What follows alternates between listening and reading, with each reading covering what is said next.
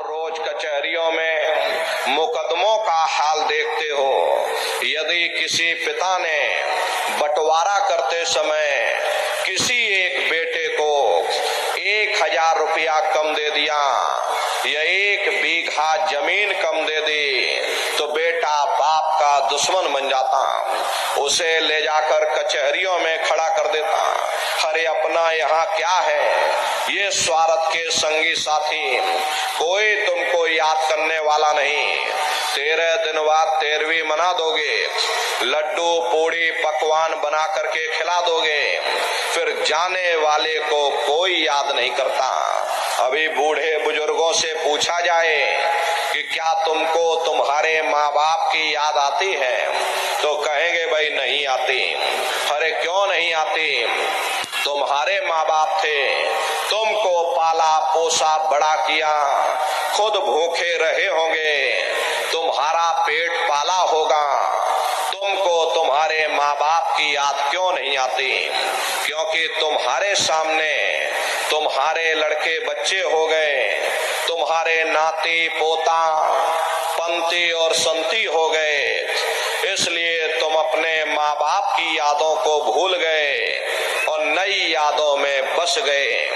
ऐसे ही प्रेमी भाई बहनों, एक दिन सब तुमको भी भूल जाएंगे, कोई किसी को याद करने वाला नहीं। ये कहानी तो शमशान भूमि पर समाप्त हो गई।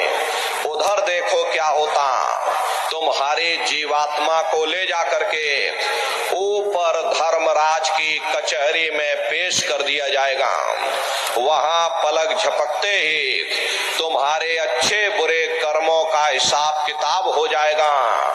धर्मराज तुमको सजा सुना देंगे, ले जाओ इनको फलाने नरक में डाल दो, क्योंकि मैंने इनको मौका दिया था जब ये माँ के गर्भ में उल्टे लटके हुए थे।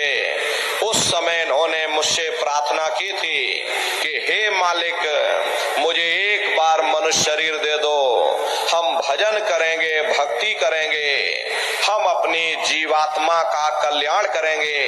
तो मैंने इनकी प्रार्थना स्वीकार कर ली और इनको मैंने मनुष्य शरीर दे दिया और कह करके भेजा था कि भाई ये मनुष्य शरीर ये किराए का मकान है, ये तुम्हारा अपना नहीं है।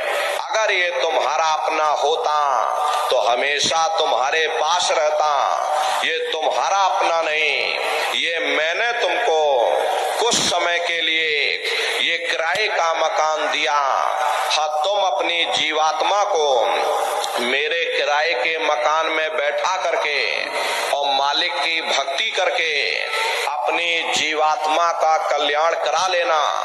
मैंने कुछ समय के लिए तुम सबको ये किराए का मकान दिया है। जब समय पूरा होगा मैं अपने सिपाहियों को भेजूंगा, उस समय पर तुम मेरे मकान को खाली कर देना।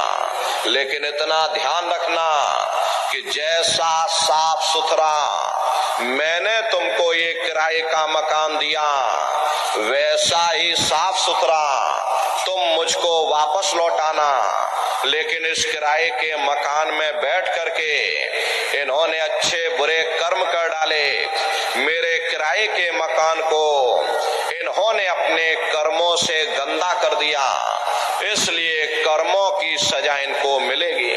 ले जाओ इनको फलाने नरक में डाल दो। अरे महात्मा कभी झूठ नहीं बोलते। महात्माओं ने जब साधना किया और साधना करके जब ऊपर गए, ऊपर जा करके जब उन्होंने नरकों का हाल देखा तो हमारी आपकी जानकारी के लिए उन्होंने धर्म ग्रंथों में लिख दिया, लोह के खम्भ तपत के माही, और जहां जीव को ले चिपटाई वहां लोहे के खम्भे अग्नि से धधक धधक कर लाल हो रहे। ऐसे खोटे जीवों को उन खम्भों में चिपटाया जाता। जीव हाय हाय करके तड़फता है, तड़फ तड़फ जीव जुलम बुखारी और तपत खम दुख उपजे भारी। असहनी वेदना होती, असहनी दुख दर्द होता, जीव वहां रोता चिल्लाता रहता।